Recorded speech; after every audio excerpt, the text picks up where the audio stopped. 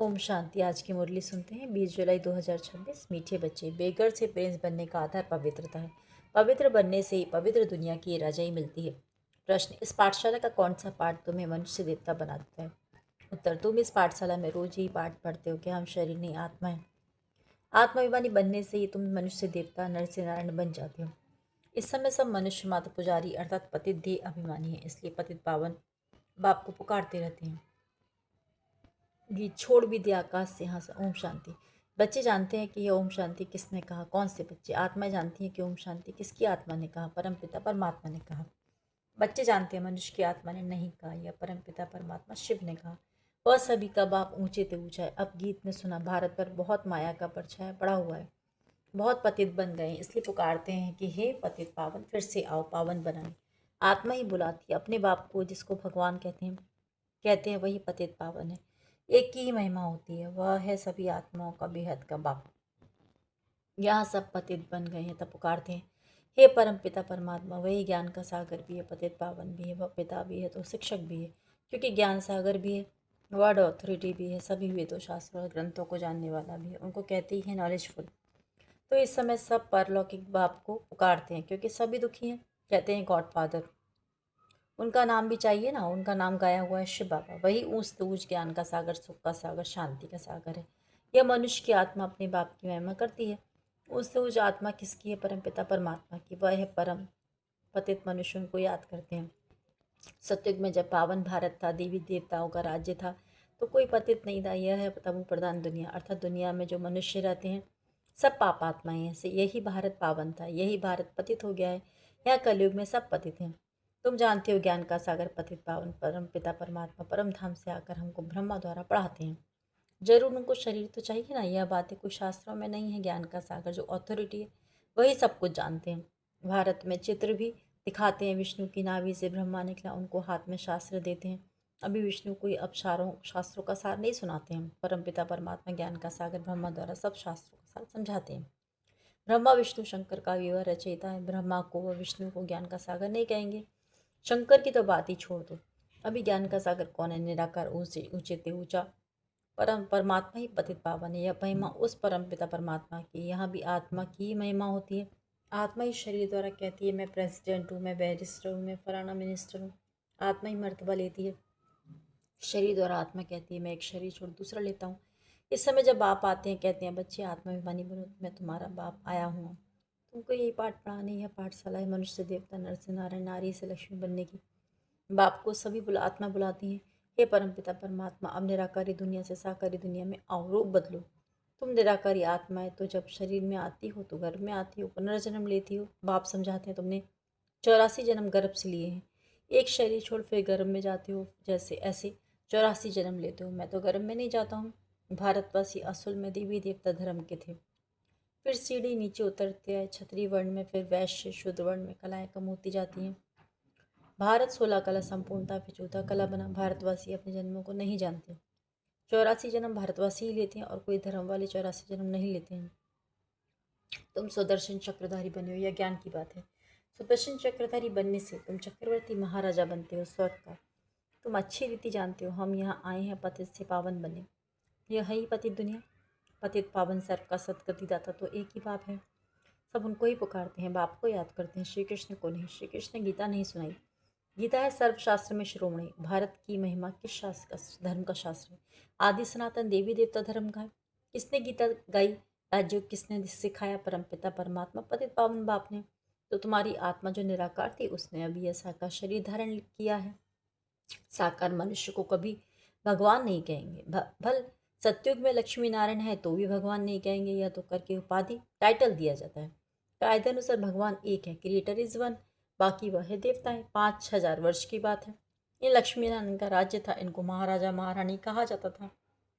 भगवान महाराजा नहीं बनते हैं, वह तो बाप ही है जो आकर भारतवासियों को ऐसा देवी देवता बनाते हैं। अभी तो देवी देवता धर्म का कोई है नहीं, इनको कहा जाता है रावण संप्रदाय, क्योंकि रावण राज्य है। रावण को वर्ष वर्ष जलाते रहते हैं क्योंकि यह पुराना दुश्मन है, परंतु इनको भारतवासी जानते नहीं। शास्त्रों में भी वर्णन नहीं है कि रावण कौन है, रावण को 10 शीश क्यों दिखाए हैं। इन बातों को अच्छी रीति समझना है। मनुष्य तो बिल्कुल पत्थर बुद्धि है। पारस बुद्धि लक्ष्मी नारायण आदि को कहेंगे। पारसनाथ पारसनाथिनी का राज्य था। यथा राजा रानी प्रजा तथा प्रजा, भारत जैसा सुखधाम और कोई खंड होता नहीं। जब भारत में स्वर्ग था तो कोई बीमारी दुख रोग नहीं था, संपूर्ण सुख था। गाया जाता है ईश्वर की महिमा अपरंपार है, वैसे भारत की भी महिमा अपरंपार है। सारा मदार पवित्रता पर है। पुकारते भी ऐसे हैं, सब पतित हैं, पीस नहीं है, प्रॉस्पर्टी भी नहीं है। अभी तुमने समझा है, हम भारतवासी सूर्यवंशी देवी देवता थे, फिर धीरे धीरे पतित बने। इनको कहा जाता है मृत्यु लोक। इसको आग लगनी है। या शिव ज्ञान यज्ञ, रुद्र ज्ञान यज्ञ भी कहते हैं। मनुष्य नाम तो बहुत रख देते हैं, जहाँ भी शिव की मूर्ति देखते हैं तो अनेक भिन्न भिन्न नाम रख देते हैं। एक ही अनेक नाम से मंदिर बनाते हैं। तो बाप बैठ समझाते हैं ज्ञान भक्ति वैराग्य। अभी भक्ति पूरी होती है, तुमको भक्ति से वैराग्य आता है, अर्थात इस पुरानी दुनिया से वैराग्य। यह पुरानी दुनिया विनाश होनी है। बच्चे पूछते हैं बाबा हम पतित से पावन कैसे बने? कई नए आते हैं तो अलाउ नहीं किया जाता। जैसे कॉलेज में कोई नया जाकर बैठे तो कुछ भी समझ ना सके, और किसको पता ही नहीं है कि मनुष्य से देवता कैसे बन रहे हैं। मनुष्य जो पतित हैं वही पावन बनते हैं। इस समय भारत भी बेघर है। सतयुग में भारत प्रिंस था। श्री कृष्ण सतयुग का पहला नंबर प्रिंस था, उसमें सब गुण हैं। राजे लक्ष्मी नारायण का कहेंगे। श्री कृष्ण तो प्रिंस था, राधे प्रिंसेस थी। श्री कृष्ण प्रिंस की महिमा गाई जाती है, सर्वगुण संपन्न, 16 कला संपूर्ण। उसने कोई गीता नहीं सुनाई, वह तो सतयुग का प्रिंस था। वह पतित मनुष्यों को पावन बनाने के लिए गीता पाठ सुनाया हो नहीं सकता। यह सब शास्त्र है भक्ति मार्ग के। कितनी शास्त्रों की महिमा है। सतयुग में कोई शास्त्र चित्र आदि भक्ति मार्ग के होते ही नहीं। वहाँ तो ज्ञान की प्रारब्ध होती है 21 जन्मों के लिए। फिर से सतयुग का राज्य भाग्य ले रहे हैं। भारतवासी सतयुग में 5000 वर्ष पहले विश्व के मालिक थे और कोई भी पार्टीशन आदि नहीं था। 5000 वर्ष की बात है। अभी कलयुग का अंत है ना, विनाश सामने खड़ा है। भगवान ने यह ज्ञान यज्ञ रचा है। पतित कलयुग को पावन सतयुग बनाने तो जरूर पतित दुनिया का विनाश होगा। गाया भी हुआ है ब्रह्मा द्वारा आदि सनातन देवी देवता धर्म की स्थापना सो अब शिवा ब्रह्मा द्वारा करा रहे हैं। तो वही मनुष्य देवता बन रहे हो। गाते भी हैं परमपिता परमात्मा ब्रह्मा द्वारा स्थापना कराते हैं, तो वह हुआ प्रजापिता, उनकी सब औलाद हैं। बरोबर ब्रह्मा द्वारा ईश्वर की स्थापना हुई। आदि से आज से 5000 वर्ष पहले भी इसमें संगम पर आया था।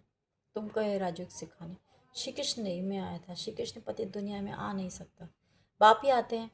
वही सबका सदगति दाता है। मनुष्य मनुष्य को सदगति दे नहीं सकते। याद भी सभी एक को ही करते हैं। परम पिता परमात्मा कहाँ रहते हैं तुम बच्चे जानते हो, परम धाम में रहते हैं। वह ब्रह्म महातत्व, वहाँ आत्माएं पवित्र जैसे महात्माएं हैं। यहाँ भी महान आत्मा पतित आत्मा कहते हैं ना, वास्तव में यहाँ महान आत्मा एक भी नहीं है। आत्मा कोई पावन सत्व प्रदान बनना है, ज्ञान और योग से, न कि पानी से। आत्मा ही पतित बनी है, आत्मा में ही खाद पड़ती है। आत्मा ही गोल्डन सिल्वर कॉपर आयरन बनती है। सभी आत्माएं जो पतित हैं उनको पावन कौन बनाए, सिवाय परमपिता परमात्मा के और कोई बना ना सके। बाप ही बैठ समझाते हैं मामी कम याद करो तो तुम्हारे पाप भस्म हो जाएंगे। जितना याद करेंगे उतना पतित से पावन बनेंगे। मेहनत इसमें है, ज्ञान तो सारा बुद्धि में है। यह चक्र कैसे फिरता है, ये 84 जन्म कैसे लेते हैं। सतयुग में कितना समय राज्य चलता है, फिर रावण कैसे आता है। रावण है कौन यह भी किसको पता नहीं। कब से रावण को जलाते आते हैं यह भी किसको पता नहीं। हर वर्ष जलाते हैं। सतयुग में तो नहीं जलाएंगे, अभी है ही रावण राज्य। राम राज्य तो कोई स्थापन कर नहीं सकता। यह तो बाप का ही काम है। पतित मनुष्य तो कर नहीं सकते, वह तो सब विनाश हो जाएंगे। पतित दुनिया ही विनाश होनी है। सतयुग में एक भी ऐसे नहीं कहेंगे कि यह हे पतित पावन आओ। वह तो पावन दुनिया है ना। तुम अभी जानते हो इन लक्ष्मी नारायण को ऐसा स्वर्ग का मालिक किसने बनाया। फिर इन्होंने 84 जन्म कैसे लिए। आदि सनातन देवी देवता धर्म वालों ने 84 जन्म लिए। वही इस समय शूद्र वंशी बने हैं। अब फिर ब्राह्मण वंशी बनते हो। अभी तुम हो ब्राह्मण चोटी, यह है उस चोटी। ब्रह्मा मुख वंशावली ब्राह्मण कुलभूषण। अभी तुम शिव बाबा के बच्चे भी हो, पोतरे पोत्रियाँ भी हो। शिववंशी फिर ब्रह्मा कुमार कुमारियाँ हो। वर्षा मिलता है दादे से। बाप कहते हैं मुझे निरंतर याद करो, पावन बनो तो तुम मेरे पास मुक्तिधाम में आ जाएंगे। इन बातों को समझेंगे वही जिन्होंने कल पहले समझाया। वो तो हजारों में है, हजारों हैं। कोई पूछते कितने बीके हैं, बोलो हजारों के अंदाज में है। इस देवी झांड की वृद्धि होती जाती है। अब फिर से सैंपलिंग लग रहा है आदि सनातन देवी देवता धर्म का, क्योंकि फिर तो धर्म है नहीं। सब अपने को हिंदू कहलाते रहते हैं और धर्म में कन्वर्ट हो गए। फिर सब निकल आएंगे, आकर बाप से वर्षा लेंगे। तुम आए हो बेहद के बाप से, बेहद के सुख का वर्षा पानी, अर्थात मनुष्य से देवता बनने। अच्छा मीठी मीठी सिक्के लदी बच्चों प्रति माता पिता बाप दादा का याद प्यारो। Good morning. रूहानी बाप की रूहानी बच्चों को नमस्ते। धारणा के लिए मुख्य सार पहला है पतित से पावन बनने के लिए ज्ञान और योग में मजबूत होना है। आत्मा में जो खाद पड़ी है उसे याद की मेहनत से निकालना है। दूसरा है हम ब्रह्ममुख वंशावली ब्राह्मण छूटी हैं, इस नशे में रहना है। ब्राह्मणी वर्ष के अधिकारी हैं क्योंकि शिव बाबा के पुत्र हैं। वरदान अपनी पावरफुल वृत्ति द्वारा पतित वायुमंडल को परिवर्तन करने वाले मास्टर पतित पावनी भव। कैसा भी वायुमंडल हो लेकिन स्वयं की शक्तिशाली वृत्ति वायुमंडल को बदल सकती है। वायुमंडल विकारी हो लेकिन स्वयं की वृत्ति निर्विकारी हो। जो पतितों को पावन बनाने वाले हैं वो पतित वायुमंडल के वशीभूत नहीं हो सकते। मास्टर पतित पावनी बन स्वयं की पावरफुल वृत्ति से अपवित्र व कमजोरी का वायुमंडल मिटाओ। उसका वर्णन कर वायुमंडल नहीं बनाओ। कमजोर व पतित वायुमंडल का वर्णन करना भी पाप है। स्लोगन अब धरनी धरनी में परमात्मा पहचान का बीज डालो तो प्रत्यक्षता होगी। ये अव्यक्तिशाली योग माना शांति की शक्ति है। शांति की शक्ति बहुत सहज को और दूसरों को परिवर्तन करती है। इससे व्यक्ति भी बदल जाएंगे, प्रकृति भी बदल जाएगी। व्यक्ति को तो मुख का कोर्स करा लेते हो लेकिन प्रकृति को बदलने के लिए शांति की शक्ति अर्थात योग बल ही चाहिए। योग में जब और सब संकल्प शांत हो जाते हैं, एक ही संकल्प आता है बाप और मैं, इसी को ही पावरफुल योग कहते हैं। बाप के मिलन की अनुभूति के सिवाय और सब संकल्प समा जाए तब कहेंगे ज्वाला स्वरूप की याद जिससे परिवर्तन होता है। ओम शांति।